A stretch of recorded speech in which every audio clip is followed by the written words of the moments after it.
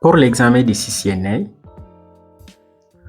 nous avons dit par rappel que la CCNA atteste la capacité de quelqu'un pouvant installer, configurer, maintenir, mais aussi dépanner des réseaux informatiques de taille moyenne. Et pour y parvenir selon la pyramide, on doit d'abord passer au premier niveau qui est de la certification CCNT.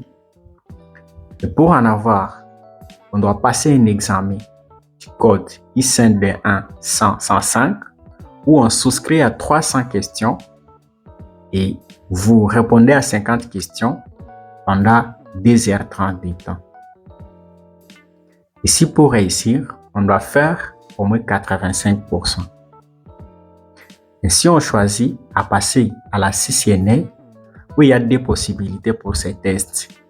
Soit une fois avoir la CCNT, vous souscrivez à un autre examen qui porte les codes ISIN D2 100-105, ou aussi on vous propose une série de 200 questions.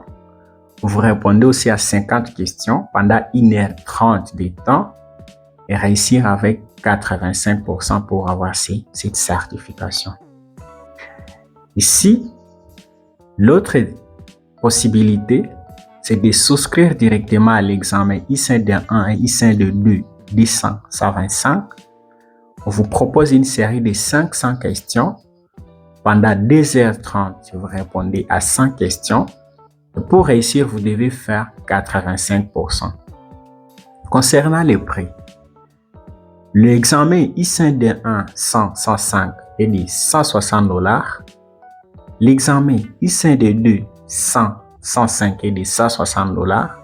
Ou bien si vous avez passé l'examen ISIN D1, ISIN D2 100-125, vous payez $320. Mais il y a eu la mise à jour chez Cisco.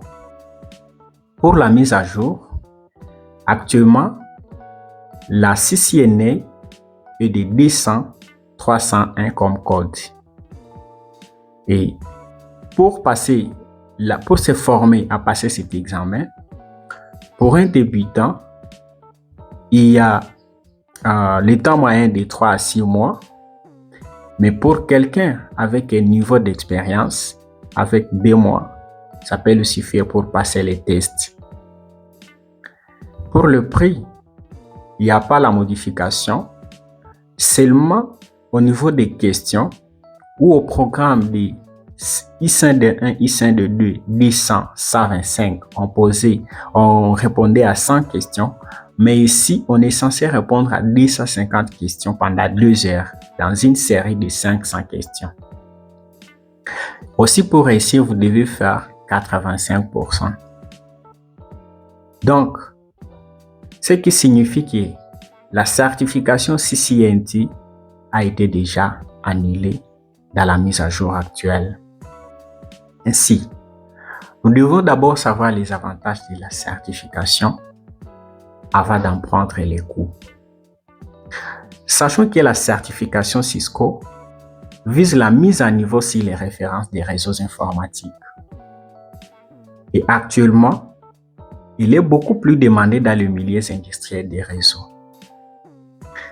Se faire certifier chez Cisco est un puissant levier professionnel, puisque être certifié est un excellent moyen de rendre sa carrière beaucoup plus évoluée.